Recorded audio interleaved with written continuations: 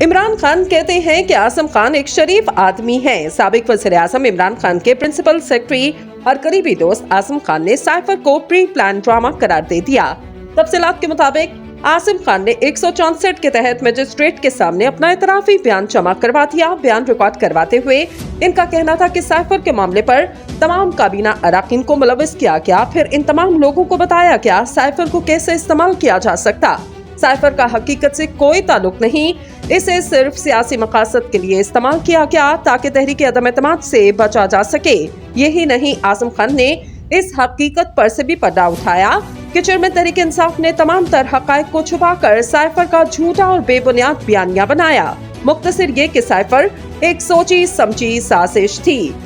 वाज़ेह रहे कि खातून जज धमकी केस में इमरान खान आज अदालत में हाजिर हुए, जहां उन्होंने खातून जज को धमकाने के अपने अमल पर माफी भी मांगी। इसके बाद जब घर रवाना होने लगे तो इससे सहाफी ने सवाल किया कि खान साहब, आपका आजम खान के इतराफी बयान पर क्या कहना है, जिस पर दो टोक अंदाज में सरबराह तहरीक इंसाफ इमरान खान ने कहा, आजम खान एक शरीफ आदमी है। यही सब बातें जब तक इसके मुंह से खुद ना सुन लूं तब तक यकीन नहीं करूंगा।